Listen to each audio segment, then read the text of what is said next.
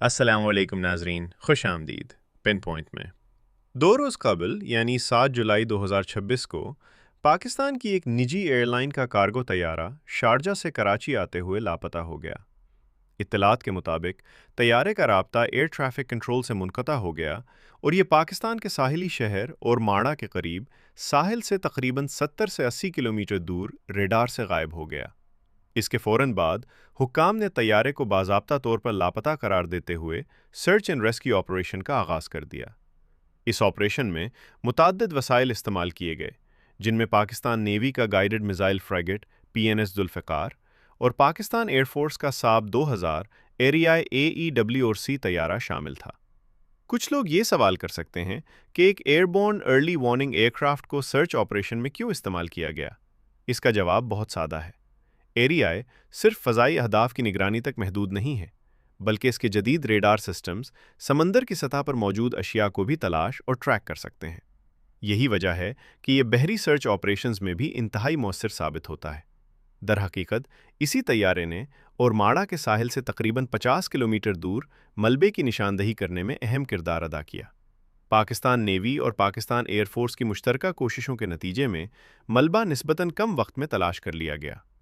چونکہ حادثے کا مقام پاکستان کے بحری علاقے کے اندر واقع تھا، اس لیے یہ واضح ہو گیا کہ جو کچھ بھی ہوا وہ اس وقت ہوا جب طیارہ ابھی پاکستانی سمندری حدود کے اندر موجود تھا۔ اس مرحلے پر یہ بات یاد رکھنا ضروری ہے کہ فضائی حادثات کی تحقیقات اکثر کئی ماہ اور بعض اوقات کئی سال تک جاری رہتی ہیں، جس کے بعد ہی کسی حتمی نتیجے پر پہنچا جاتا ہے۔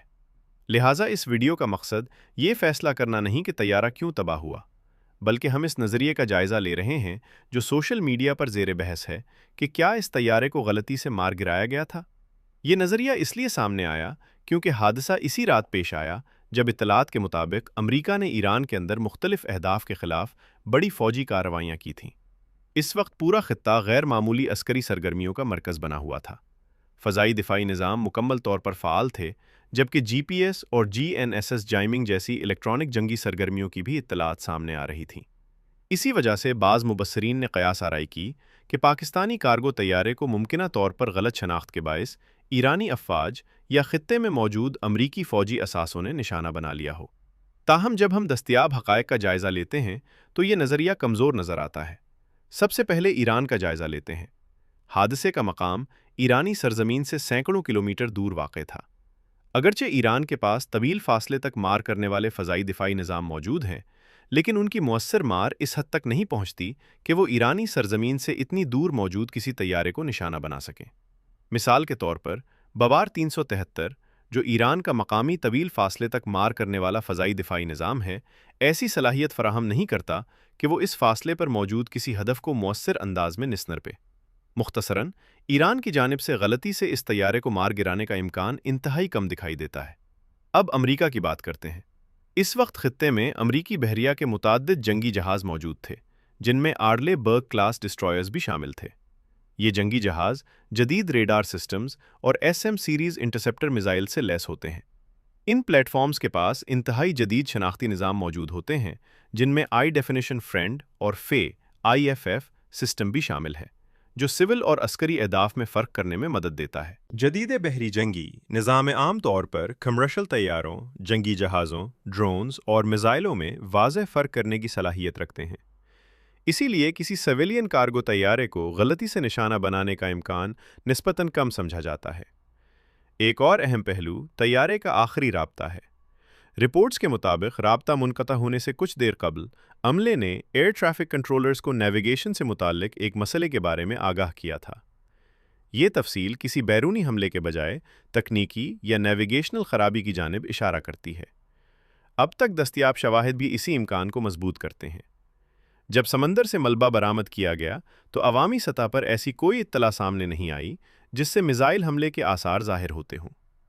اگر طیارے کو میزائل نے نشانہ بنایا ہوتا تو تفتیش کاروں کو دھماکہ خیز مواد کے نشانات، دھاتی ٹکڑوں کے مخصوص اثرات اور دیگر فرانزک شواہد ملتے۔ اب تک ایسی کوئی معلومات سامنے نہیں آئیں۔ موجودہ معلومات کی بنیاد پر سب سے مضبوط امکان یہی دکھائی دیتا ہے کہ طیارے کو کسی قسم کی نیویگیشنل یا تکنیکی خرابی کا سامنا ہوا۔ چونکہ اس وقت خطے میں GPS اور GNSS میں مداخلت کی اطلاعات موجود تھیں، اس لیے یہ بھی ممکن ہے کہ الیکٹرانک خلل نے نیویگیشن کے مسائل میں کردار ادا کیا ہو۔ تاہم آیا ایسا ہوا یا نہیں، اس کا فیصلہ صرف تحقیقات مکمل ہونے کے بعد ہی کیا جا سکے گا۔